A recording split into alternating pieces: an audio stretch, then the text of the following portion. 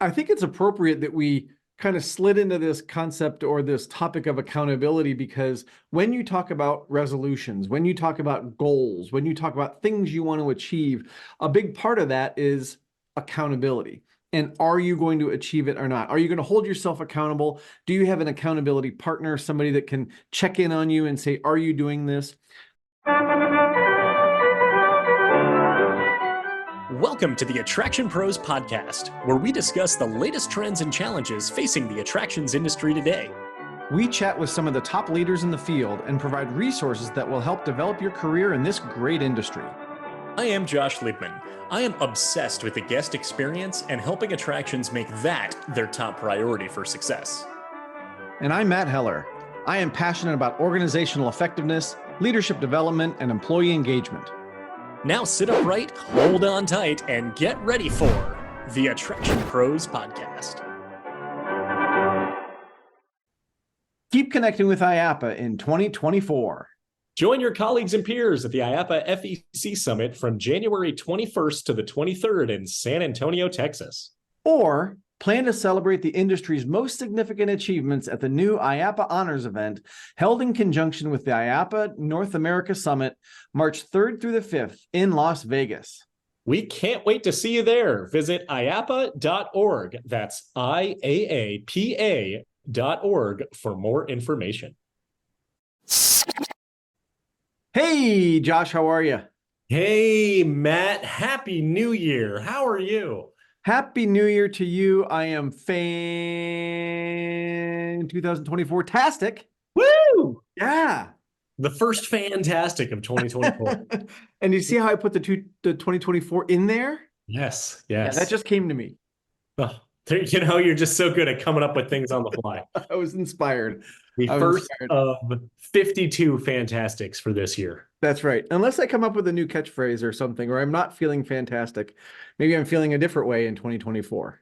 Hey, change things up, Keep it fresh, and you never know what's going to happen on the Attraction Pros podcast. We like to keep our audience on their toes. That's right. That's right. I have a question for you. Okay. So thinking of, I don't know if you're a very superstitious person, but when people think of a lucky number, what's like the one number that comes up over and over and over again? I think the one that comes up over and over again is 7. Yes. Yes. Why do you ask? Because this happens to be the 7th resolutionary episode that we've done since we started the Attraction Pros podcast. Matt, we have recorded a resolutionary episode so many times that I have forgotten that resolutionary is not a word and that we made it up. In our first annual, I don't even know if it was our first, it was just, we'll just do something about resolutions in the first January of the podcast's existence. Well, I think if you keep using a word and it just becomes part of your thought process, part of your vernacular, then it's real, right? Then Merriam-Webster has to acknowledge it. Exactly. Exactly. So today is the day. We're into 2024. It's the 7th resolutionary episode. We've talked about things that we want to accomplish or we're looking forward to in the coming year. In the past, we have, you've shared your BHAG of writing a book, and now that's real. You've got a book. You're going to show it here if somebody's watching the video. Woohoo! The hospitality mentality. That was one of the BHAGs that you had a couple of years ago. Yeah. And, I announced it on the podcast of, I'm going to write a book. And that helped keep me accountable because I've already told our audience that it's going to happen. So I better do it. And that really, I don't know if it's like a blessing or a curse that we have this platform and this audience where we can say something and then it's yeah, we actually got to do it now. So I did it. Yeah. Because I was being held accountable by you and by everyone watching and listening, or just listening at the time. Absolutely. Well, and what's interesting is people sometimes ask me, how have you been able to continue with the podcast, a new episode every single week? And I tell them, it is a lot about accountability because I'm guessing if I was doing this on my own, as much as I would want to continue on, I may not have the same accountability that I do because you're here, expecting, a new episode as well, and vice versa. So, to me, that's been a really big driver of our continued, I'll say success or just continued perseverance of doing a new episode every week. I love whenever we're talking to a guest right before we start recording and we're just going through kind of like the bullet points and just like the logistics and this and that. And this episode's going to air on this date. And I just love saying the episode number because, well, for one, it keeps growing. And it has gotten to a point even a while ago where basically every single guest almost kind of says wow when they realize what their episode number is going to be of just wow, you guys have been doing this a while. And it completely goes back to that joint accountability of we are keeping each other accountable to make sure that we've got an episode every single Tuesday. And we have not missed a Tuesday since we started in September of 2017. Wow. Well, that's a lot of Tuesdays. A lot of Tuesdays. About 330 of them, I think. That's right. As of today, as of this Tuesday. So I think it's appropriate that we kind of slid into this concept or this topic of accountability, because when you talk about resolutions, when you talk about goals, when you talk about things you want to achieve, a big part of that is accountability. And are you going to achieve it or not? Are you going to hold yourself accountable? Do you have an accountability partner, somebody that can check in on you and say, are you doing this? What I think of a lot of times, and I know we've talked about this, is people that get a gym membership or they start, eating differently January 1, and then by February 1st, they're like, this is too much, or I don't want to do this, or they don't have the internal or external accountability to keep them going. And I know that's something I talk to a lot of leaders about is accountability. Certainly it's important from the hospitality side of things. So I do think it's important and appropriate that that's the first thing we're talking about here on the Resolutionary episode. Yes, yes. So, Matt, you and I have put together a few things that we want to be held accountable for in 2024. And one of mine is not becoming a poet, but that just happened right there, coincidentally. So I figure, it'll be nice if you and I share what our resolutions are, what our commitments are going into this new year, so we can hold each other accountable and our audience can hold us accountable too. And you know what? We could probably put some things out there for the industry that we could try to keep the industry accountable for, things that we suggest be some priorities and commitments that everyone watching and listening can put into their routine as well. Oh, I like that. I like that. So do you want to kick us off and start with your first one? Sure, why not? Take it away. So my first one right here, my first resolution, if you will, I'm reflecting back onto 2023, and it was a big year for me for my business wise, right? I had been employed for a couple of years prior to that during the pandemic. Had a great opportunity to join the team with Roller Software in this marketing capacity. And early in 2023, I started getting some phone calls and some people who were interested in my consulting business, which I had been doing for a number of years beforehand, and was working closely with Amusement Advantage and aligning all that with mystery shops and all of that. So in speaking with a number of people in the industry around the middle of the year, I ended up actually transitioning out of my role with Roller, because there was a big organizational structure and a shift in priorities, and ultimately gave me the opportunity to reflect on what is my business and what do I offer. And I had anchored it for many years around guest experience training. So clients bring me in to deliver workshops, largely geared towards the frontline staff.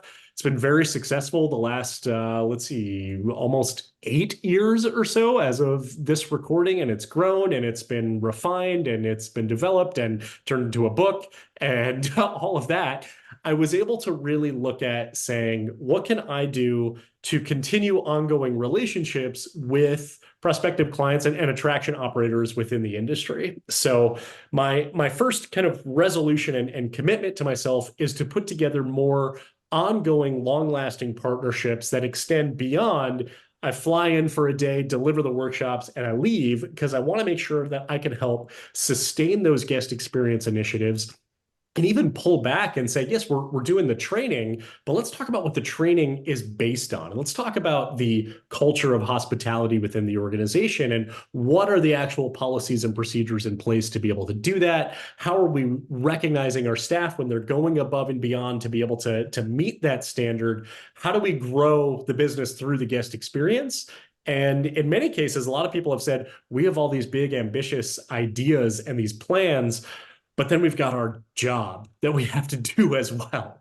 So being able to, no one's using the word outsource, but to be able to kind of extend out and say, hey, we can develop a lot of these initiatives with help from someone who has some expertise in this space. It allows for a lot of those goals to be met at a lower cost, but also at a lower cost for the organization, but also allows for an ongoing partnership and relationship. So my goal is to be able to craft more ongoing partnerships with attraction operators in the industry. I love that. And for a number of reasons. Number one, I think you've got a message that people need to hear more than once. I think that, when you get into focusing on the guest experience, it's okay to hear it once and then, kind of go about your business and things like that. But it really, I'm going to keep coming back to it. It's a mentality, right? And so when you have that message that is reiterated and attacked in a couple of different ways, and you're able to see from an organizational standpoint, what are those things that are really getting in the way? Because, you and I have both had the experience where you go in and you deliver a workshop, and then you start to kind of peel back the onion of that organization. You find, all that stuff I just talked about is great. And it's, the great tools and everything, but there's all these roadblocks I didn't know about that are actually getting in the way. And I think, being able to work with clients on an ongoing basis is really going to be beneficial for them to uncover what some of those roadblocks are so that they can get more value out of your expertise. Yes, absolutely. And it's a win-win because honestly, for me personally, now this is my job. Whereas previously it had always been kind of an enhancement to the income. So now being able to say, all right, there is consistency of revenue for me, be fully transparent that is one of the advantages of it as well, provided I'm, providing those deliverables too. Absolutely. Yeah. Cool. So that's number one for me. What about you? All right. Number one for me, I had an epiphany the other day.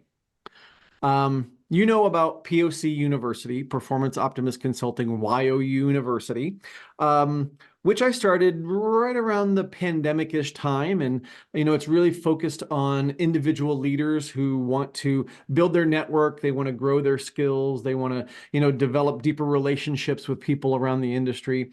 And it's been going well, but I honestly haven't had as much time and opportunity to put into really taking it to the next level. And I've probably talked about this before, wanting to do that. But my realization, my epiphany was that I can't do it alone. I need to ask for help. I've been working on a new website. I've been working on an on-site retreat that I want to do. I've been completely refocusing on how the program will run as an offering to people.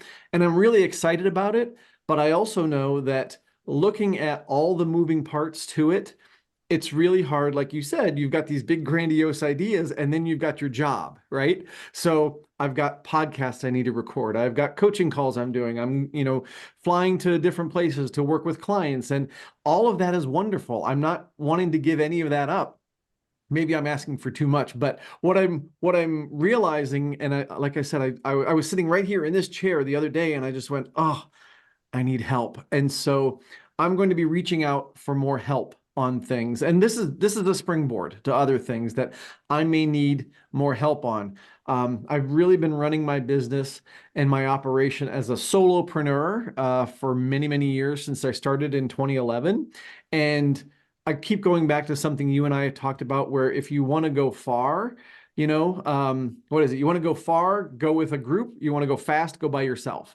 And I think I'm to the point where, especially in this realm of taking this thing that I've created, POC University, to the next level, that I'm going to need some help. And so I'm going to be reaching out to some people, current people in the group who know it the best to start with. And then, kind of figure out from there, is it a task force? Is it, just certain individuals that might want to get involved? But really looking for that outside influence to help me move that project forward.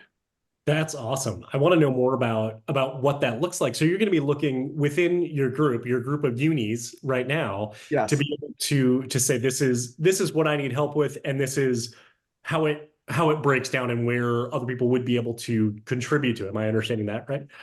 Yes. And if we could quote Heather Barnes, Yes. um, yes, and I want to get them involved, or people involved in the creation of the next steps of it as well. I've already asked for input, right? I've already, said, hey, what do you think about this? What do you think our next steps should be? That kind of thing. And I've gathered tons and tons of great input. But part of it is the execution as well. Mhm. I'm also looking at this as a way to help develop others. So, whenever you get the opportunity to do something out of the ordinary or out of the norm, it helps you grow. You get new experiences. And so, part of the, thought process of people being in the quote unquote university as unis is not only that they get to attend the classes and attend the interactions, but if they're also helping put it on, and then they become the teachers of the next generation, if you will, then that takes their skill level to the next or Mm. skills to the next level. So that's kind of how I'm thinking of kind of framing that program. But again, I need help, and that's my realization, and that's my commitment to get help so that I can take it to the next level. What I love about that is that you've developed a way to scale it, but that it directly serves the members. So you could say, I'm gonna hire all these consultants to work for me, and they're gonna lead the group, and they're gonna lead the training, and I'm gonna hire people who have public speaking, and no, hire the people who are doing the thing. Now you're not even hiring them. You're engaging them to do the thing, to be able to grow, because they're going to gain the benefit that they came to you for in the first place, while also scaling that and delivering it to others. That's the idea. Awesome. That's the idea. All Nice. right. So Cool. what's your next one? All right. So my next one is to invest more in myself and development and the things that I would like to see continuous improvement upon as I grow in my career and my business, and and all of that. So for example, one of the things that I do a lot is, if I'm delivering guest experience workshops, or if I'm speaking at conferences, I've become a public speaker in the last few years. It was something I did not initially intend to do until several years ago, when I had a client reach out and they said, "Hey, can you build us a customer service training program?" I said, "Yeah, sure, I can do that." Built out the very first model of my guest experience workshop, took that and then presented an even scaled down version of that at a conference. That was at the Florida Attractions Conference back in before we started the podcast. I think it was the same time as we were talking about starting a podcast, 2017. And then that kind of grew from there. And then I've realized now I'm speaking at conferences a lot. Now, whether maybe they're virtual, maybe they're in person, now I'm delivering workshops a lot as well. So one of the things that I want to look into is becoming a better public speaker, because so far it's just been trial by fire. It's looking at, all right, what's landing with the audience, what's not, what can I do to reflect on this, what can I do to improve, what are some mistakes that I have seen, maybe they're not even mistakes that I've made, but things that I'm aware of I'm going to arrive an hour early just to make sure that the audio works, instead of 15 minutes earlier and realize that everybody's scrambling. I would rather stand on a stage and do nothing for 57 minutes than stand on a stage for 10 minutes as everyone's freaking out around me, or I'm the only one freaking out because I don't know who's able to solve the problem, whatever. So one of the things is about improving my public speaking. And this is one thing I've been wanting to do for quite a while, but the stars have never really aligned to do it. So I live in Chicago, and Chicago is home to Second City. And Second City offers a number of classes for stand-up comedy, and they have one that is specifically geared toward public speaking and presentations. And I'm thinking, if there's any public speaking course that I would do, I know there's a ton of them out there, but I figure this one really aligns nicely, because I do like the comedy element of it. I do like the fact that I think a breakout session at a conference should be entertaining. I feel the most energized when the audience can actually laugh at something, not because, I'm up there telling jokes, but because there's a way in delivering the content that makes people maybe just chuckle a little bit at something that has to do with the framework, and then that resonates much better. So that's one of my goals this year. That is awesome. When do you start with Second City?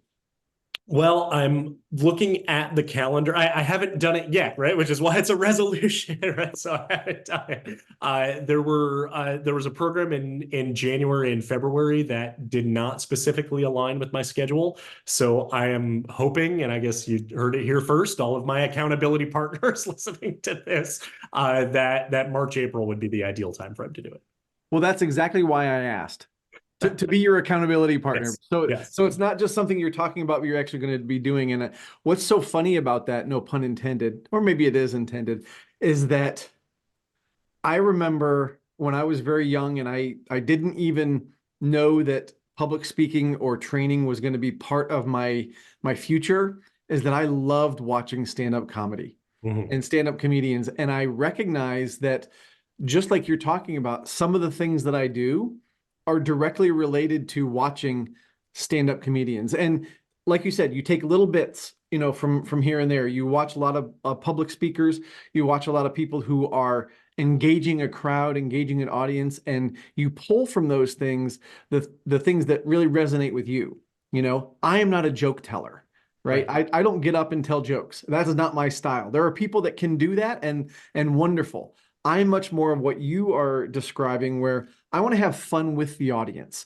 Maybe there's some self-deprecating humor, or maybe there's reactions to something that's happening, or, just a way that, you can be personable with the crowd that they weren't necessarily expecting, or you say a word or a phrase or a gesture that they're like, that's not what I was, thinking was going to happen. And those kind of little surprises can be fun and make it entertaining. So I love the fact that you're thinking about, no, you're going to do this. And I can't wait to hear more about it and the things that you learn. I will let you know when I'm signed up and registered and fully committed to it. Awesome. Awesome. Yeah. Cool. All right. What's your second? My second one is a little more personal. And this one has to do with something that happened back in October, which is I had open heart surgery. Now, after open heart surgery, of course, they tell you that your lifestyle should change, right? More exercise, eating better. Of course, at the time of this recording, I got some amazing baked goods from one of my cousins for Christmas. And I'm like, oh, I can't eat all these. I want to eat the whole box, but I know I can't. So my resolution, my commitment is to continue something. So it's not a January 1st resolution. It's really a continued commitment to pay attention to my health a little bit more than I have. Now, part of the reason that the condition happened that it did was family history, which I can't control, right? But there are a lot of things in our lives that we can control that maybe we don't realize that we can control. Eating less salt, eating less fatty foods. I have not had, I don't think, my wife can correct me if I'm wrong, anything fried since my surgery. I don't drink a lot of alcohol, but I've even cut back on what little I was drinking anyway.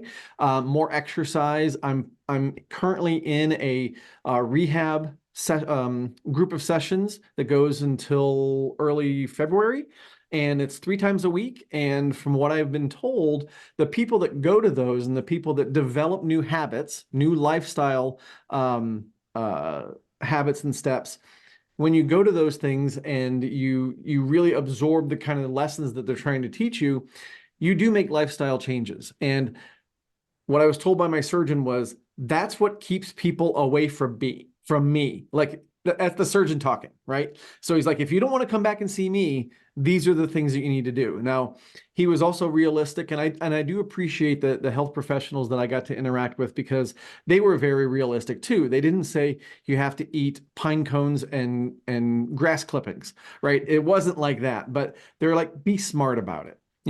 moderation is the key to everything.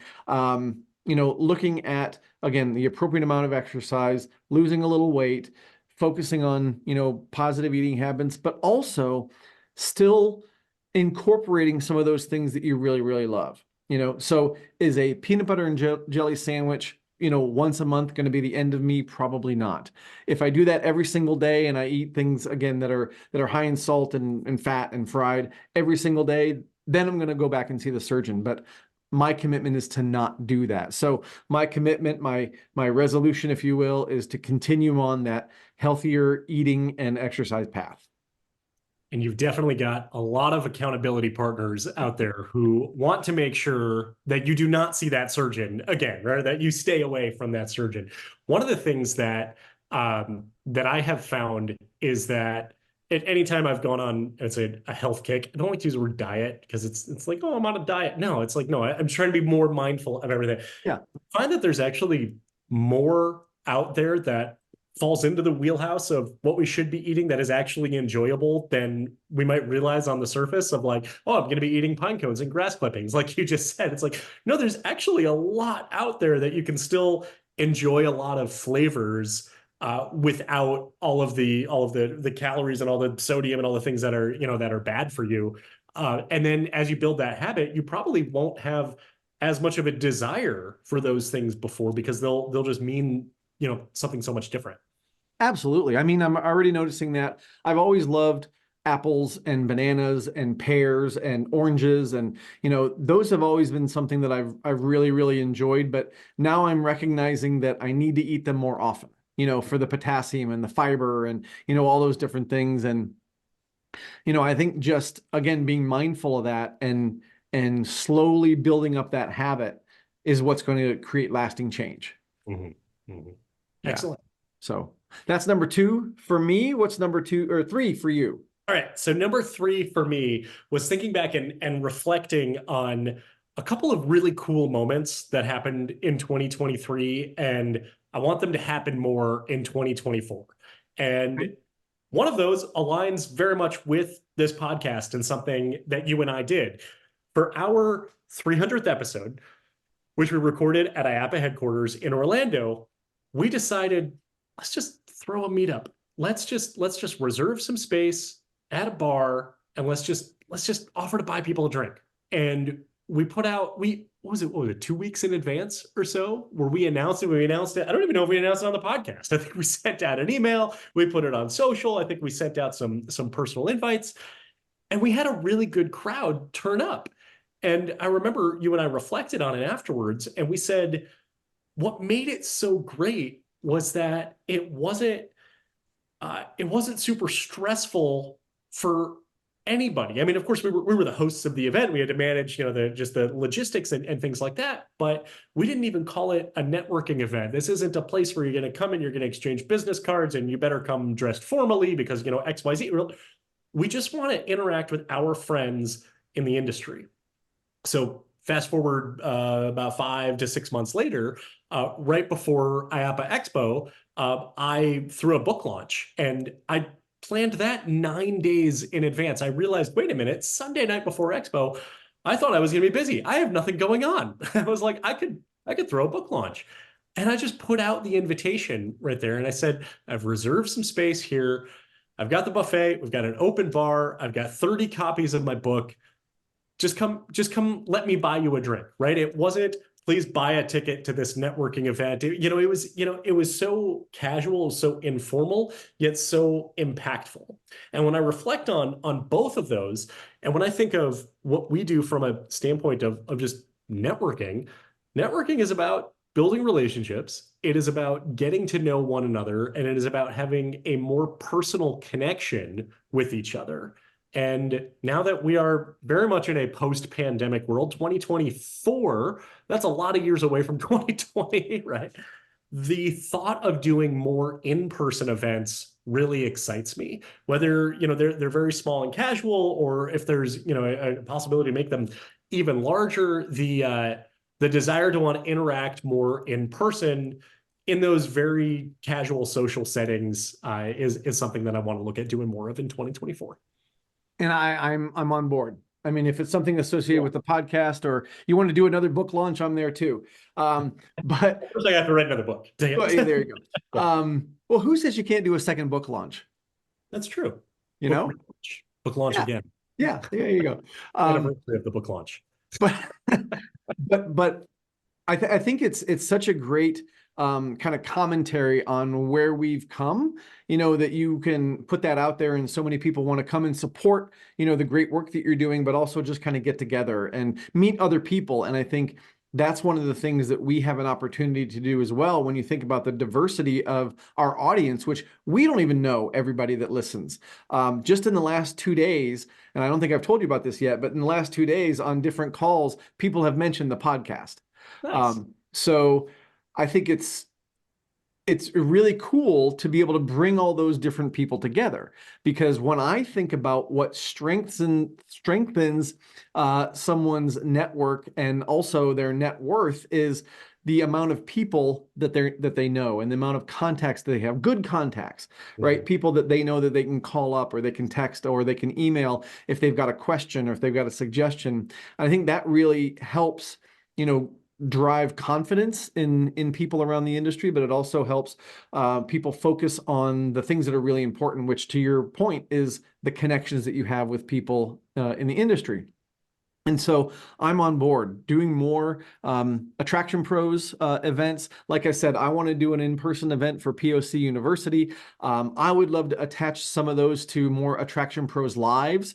I love doing those as well, so you get a little bit of the informal, you get some informal conversation that we happen to record and it becomes a really cool podcast episode.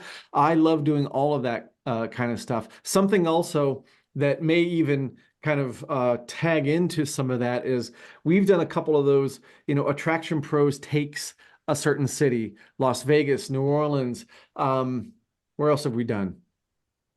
Is that it? Anyway, Chicago. Chicago, of course, Chicago. The first I knew one. there was another one. But anything like that where we can go and be AttractionPros, right? And yes, I love talking about it. I love our banter episodes. I love talking to the professionals. But being out there and experiencing those attractions, I think goes to exactly what you just talked about in terms of getting out and experiencing those things firsthand. Yeah. Cool. Let's do it. Yeah, I'm in. There you go. All right. AttractionPros Meetup 2024. Bam. All right. What's your last one?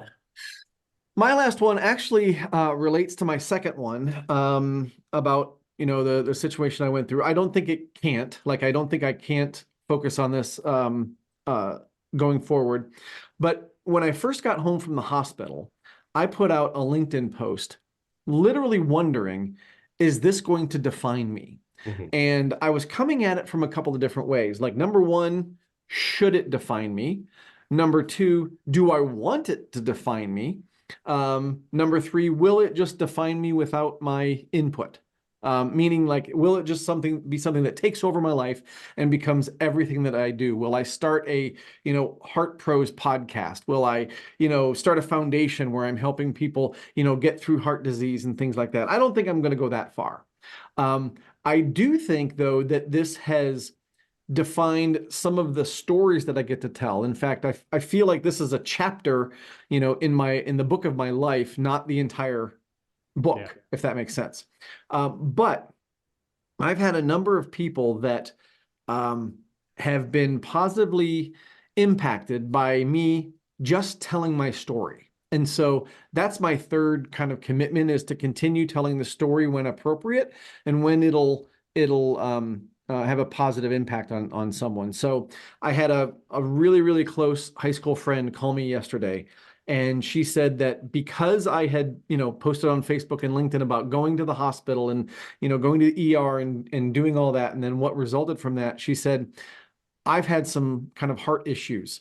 And she said, I was trying to just kind of power through, and she figured it'd get better. And, it's not that big of a deal, but she's like, based on what you did, I went to the hospital. And she had all the tests and everything. She doesn't have the blockages that I had. She's got kind of a electrical impulse issue, right? And she may have to have a pacemaker, but she wouldn't know that if she hadn't gone to gone to the hospital. I had another friend almost tell me the exact same thing. He says, I'm going to get a stress test because of, what you put out there on social media. So I think it's a powerful story. It's one that I own and I want to tell in an authentic way, but I don't want it to become everything about who I am because there's still so much more, right? And so that's my commitment, my resolution is to keep telling that story when appropriate, when I think it's going to have a positive impact on someone. And it sounds like when you use it in those moments, you're potentially saving people's lives. Okay. Yeah. I mean, that's a big responsibility, but you're probably right. Yeah, it is. But to say like, hey, even if it was something maybe, non-life threatening, but there could be someone who comes along and says, well, I'm glad I got this checked out because here was something, under the radar, that I hadn't known about in any other circumstance. And now it's taken care of because I realized, oh, I should pay more attention to it because I saw Matt's message. So Yeah. yeah. So like I said, I don't think it's defining me wholly, but I think it's given me another perspective that has been very, very valuable in helping other people, which is what I love to do, as you know. Yeah. Very nice. Excellent. Yeah. So Yeah. those are our 3 each. And Yes. so we can keep each other accountable. And now all of us can, or all of you out there watching and listening can keep us accountable as well. But before we go, we've come up with a couple of resolutions for the industry as well. Some things that we would love to see being commitments from those out there delivering these experiences, operating attractions, those who are listening to this podcast, to focus on in 2024. Do you want to do your first one? We have 2 each. And we have 2 each. This one, again, will probably not be a big surprise based on what I've just been talking about. The blanket, or I should say the umbrella, is take care of your people, right? And I know that there's a lot of people, a lot of organizations, a lot of leaders who are doing their best and really making efforts and strides to put their people first and take care of them. And I absolutely applaud that. But there's far too many still that feel guilty about taking time off, right? Or they're in a short staff situation, which I totally get, but the demands are such that they don't feel like they can do what they need to do to take care of themselves, right? And that comes from leadership. And so it's one thing to say, yes, we have work-life balance, or as one of our recent guests said, work-life integration, which I love. It's another thing to put your money where your mouth is and to, either make sure that you're looking in new places to hire people so you're not short-staffed, or to make the decision and the commitment to not put your people in those positions. That's one of my hopes and resolutions for the industry. That's a good one. It'll tie into employee experience, company culture, and employee well-being. Very nice. Absolutely. All right. What's yours? My first one is make exceeding expectations part of your standard operating procedures. And that is one of the things I've been having conversations with so many people about guest experience standard, hospitality standard. And we focus so much on setting expectations. And we want to exceed every single guest's expectation, but it doesn't happen by accident. So when we focus on that from a very proactive and very intentional standpoint, then we can make exceeding expectations to be part of the job duties of our frontline staff. One of the banter episodes that we had in early 2023 was about this evolving role of the frontline team member, and that wages have gone up considerably, and there's a lot of technology out there that has taken out a lot of the responsibilities that our frontline team members have historically had. For instance, I think the word cashier, we need to abolish that word because it no longer is what that team member does. It is not just about the transaction. It's about the experience. It's about the relationship. And it's about ways that they can exceed expectations. Excellent. And there's so many applications of what you just said. So I think that's amazing. That's amazing. All right. What's your second? My second one will actually, I guess, harken back to our interview with Jen Whitmer. And it's don't avoid conflict. So I think so many of the things that happen negatively when you talk about culture or guest experience or employee experience happen when we avoid the natural conflict that happens between human beings. And assumptions start to be made and feelings get hurt, and we start to kind of unravel the fabric of our organizations, all because we didn't head on address what was going on and how we can have that conversation. Now, you and I both know those conversations can be gut-wrenching, they can be difficult, they can be things that we want to avoid, but ultimately handling that conflict and handling the emotional issues, right, that people might be having, or the things that are holding them back from being their best selves. I think that can really help culture, guest experience, employee experience. So don't avoid conflict. Nice. Nicely said. Thank you. How about you? Second one. So my second one, going back to guest experience and a lot of the conversations I've been having with people lately about what their service culture is, and particularly what their service recovery empowerment is about. And so here's my resolution for the industry, and that is to eliminate the phrase, "Let me get my manager." The more I've spoken to people, and I know I talked about this in our IAAPA recap episode, which is why I saved this for just here's a quick little thing at the end here, is that so many people have said we do not include complaint resolution or service recovery as part of our frontline training, when in actuality, a service failure is part of operations, is part of a normal experience. So in addition to exceeding expectations being part of the SOP, service recovery needs to be part of the SOP for frontline staff as well.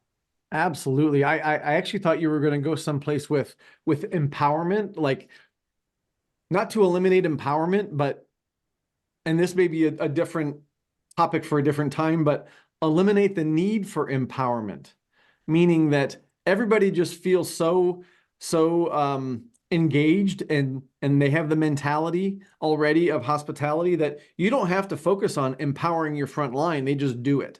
They're just there to provide the best hospitality in general, so that it doesn't have to be a buzzword or a process. So the empowerment is just baked in. It's just baked in. It's just a natural, seamless. It's assumed almost. Baked in like a chocolate chip cookie. But not too many. Not too many, exactly. Awesome. All right. I always love doing the resolutionary episode with you. Any final thoughts? Anything that we missed as we start to wind this down here? I don't think there's anything we missed, but I think I want to bring it back to accountability, and just think about whatever and I don't mean you, Josh, but anybody who's listening, whatever your resolutions are, whether you call them that, whether you call it a goal or a commitment, I think having your own personal accountability is important. But I think even more powerful is having an accountability partner, whether it's your spouse or a good friend or a business partner or somebody that you're just telling it to. And it could be the simple act of just saying it out loud so other people hear it, because then you're thinking, okay, somebody else knows I'm going to do this. Somebody else knows I'm going to write a book. Somebody else knows that you and I want to do more in-person events. So now we have more than just ourselves to talk out of it if we decide not to do it. Exactly. Yeah. Well said. Well said. Thank you. Awesome. Well, Matt, this was, like I said, another fantastic, our lucky number 7 resolutionary episode. Really looking forward to an exciting 2024. So looking forward to doing 51 more podcasts this year. And hopefully a number of them will be in person, and we get to meet and interact with more and more of you out there. And speaking of everyone out there who is watching and listening, just remember, we are all Attraction Pros, and Happy New Year. Happy New Year. Thanks for listening to the Attraction Pros podcast. Make sure to subscribe so you can tune in when new episodes release. And even better, please leave us a review on iTunes. For more information, visit AttractionPros.com.